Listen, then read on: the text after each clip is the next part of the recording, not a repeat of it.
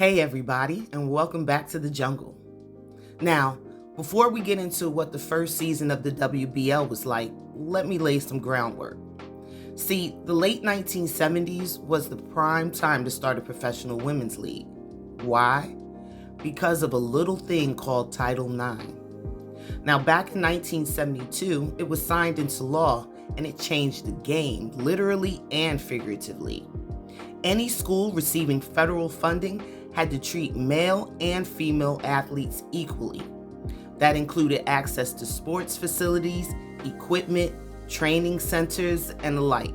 This was important because before Title IX, out of a little more than 213,000 total college athletes, only about 32,000 were women. That number more than doubled entering the 1976 school year. Title IX was the start of a new wave for women's sports, and an entrepreneur by the name of Bill Byrne saw a way to capitalize on the growing trend. See, Bill Byrne was a salesman at heart, but those guys don't always have the best reputations. Still, good old Bill was more than a visionary. He was a hustler from the time he graduated from Ohio State University in 1961. He became president of the Columbus Bucks, a semi-pro football league, and director of player personnel for the Chicago Fire, a team that played in the World Football League, also known as the WFL. The WFL quickly folded, but that didn't stop Bill Byrne. He started the National Scouting Association, or NSA, which hooked student athletes up with pro football teams straight out of college. He was no stranger to sports or taking big risks. That's why none of his friends were surprised when he walked into a Columbus, Ohio sports bar in 1977 and asked what they thought about women's pro basketball. Uninterested in the idea, his friends laughed at him, which only made Bill more determined to prove that it could be done.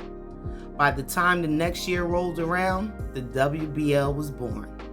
It was New York City, 1978, and Ed Koch was just elected mayor.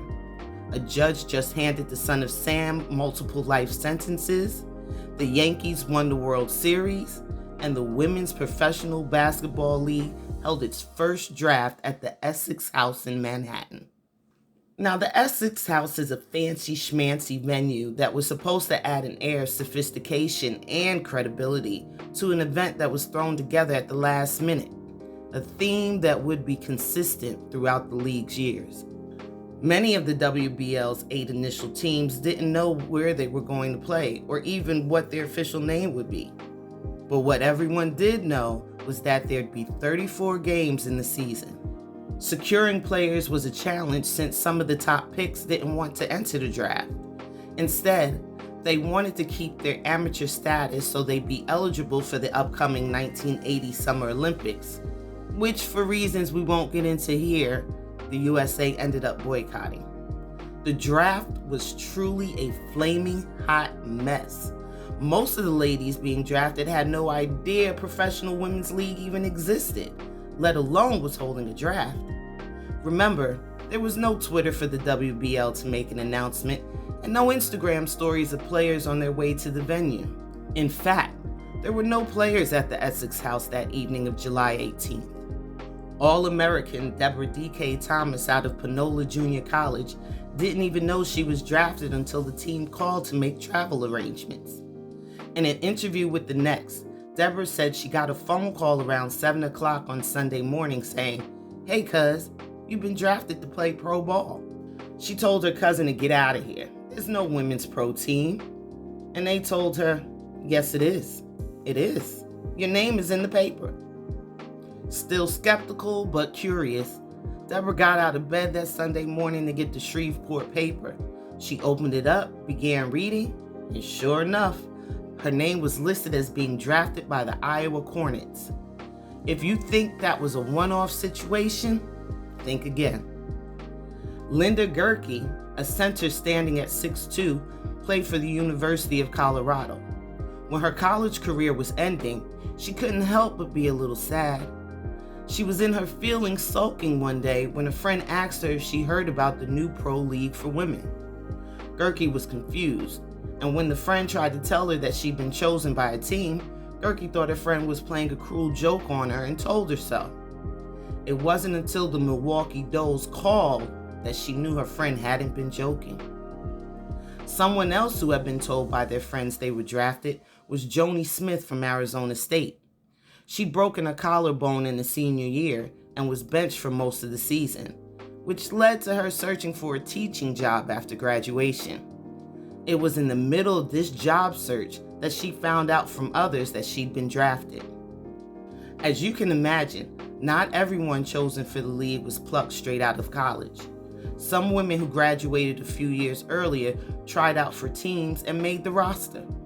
Many of these women had day jobs, which meant practices were usually held very early in the AM or late in the evening.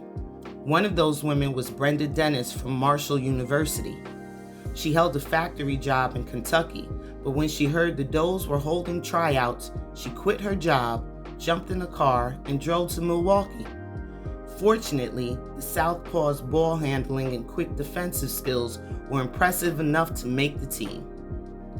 Other women being asked to play refused to leave their secure jobs when they heard the starting salaries only ranged from $3,000 to $5,000. The league had two divisions, East and West. Chicago, Iowa, Minnesota, and Milwaukee were in the Western Division. And in the Eastern Division, you had New York, New Jersey, Dayton, and Houston.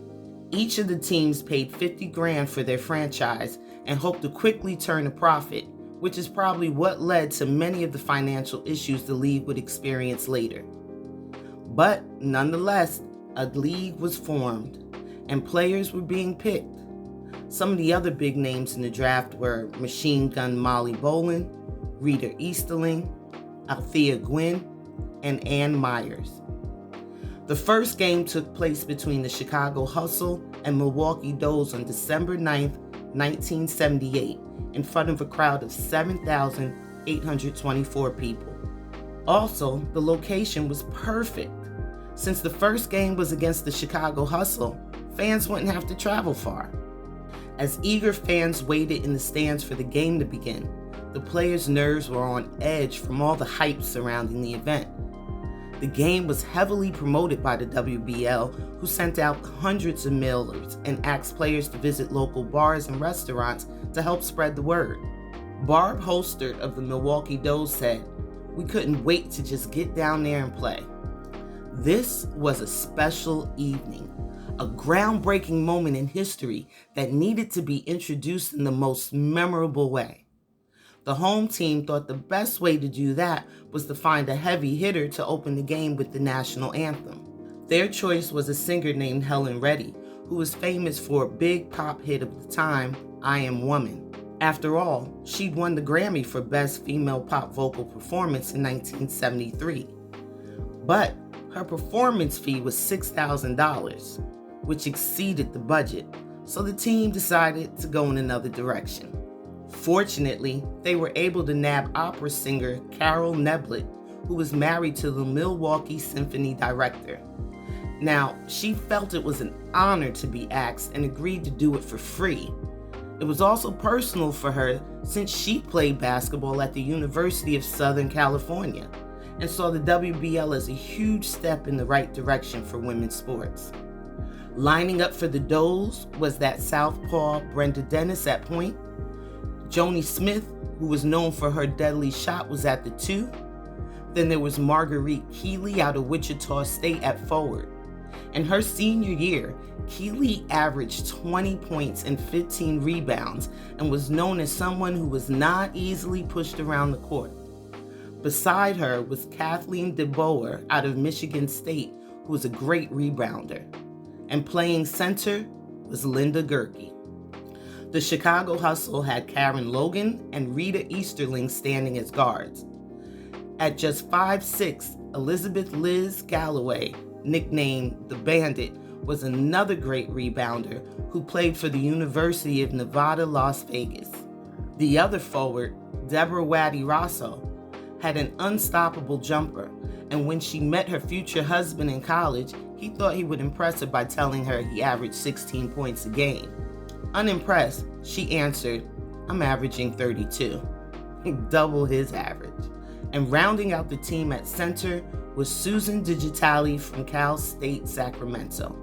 When the players lined up, the crowd erupted, excited that they'd soon be watching the first ever women's professional basketball game in the U.S. Everyone in attendance was a part of history that night. Milwaukee ended up losing the first game to Chicago that night. Waddy Rossell led the hustle with 30 points, and the public's interest was sparked. Although it wasn't planned, the positive response from the public prompted the league to scrap its plan to hold the first All-Star game during the second season. Mistake number one, as they didn't give themselves enough time to efficiently coordinate the event. The game was thrown onto the March schedule with no thought for the games already lined up. Then there's the venue selected, Madison Square Garden's Felt Forum. Mistake number two. Why? Because the Felt is known for having a low ceiling, something not really ideal for a basketball game. Much like the draft, the planning that went into the All-Star game was minimal. The rush left no time to print ads and make the general public aware of the game. I mean, they didn't even have a scoreboard or floor to play on. They eventually borrowed a scoreboard from Elizabeth High School's Thomas Dunn Sports Complex, my old high school. The floor was lent to them by the Army. The uniforms were delivered only a few hours before the game. And guess what? Some of them didn't fit. Fortunately, there was a seamstress on site to save the day. Now, we're used to players having a day off before and after the All-Star game, but this was so hastily put together that there was no break for the ladies.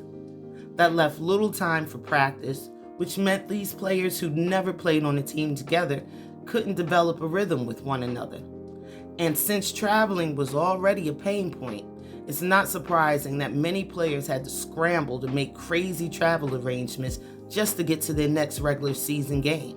While I can't find any specific stories about what lengths players had to go through, knowing how poor travel accommodations were for women at the time, I can only imagine what some had to do to get back to the Midwest in the middle of March. Even though the game was thrown on the schedule without much notice, the ladies still showed up to play. Led by Althea Gwynn of the New York Stars, with 19 points and 16 rebounds, the East won. However, the MVP went to Rita Easterling of the West, who had 19 points and 18 assists. Despite all the challenges faced during the first season, the WBL made it to a championship game played by the Houston Angels and Iowa Hornets. The best 3 out of 5 game series ended on May 2nd, 1979, and the Angels took home the win with a final score of 111 to 104. And just like that, the season was over. But there was already buzz surrounding the changes that would be made in Season 2, which we'll talk about in the next video.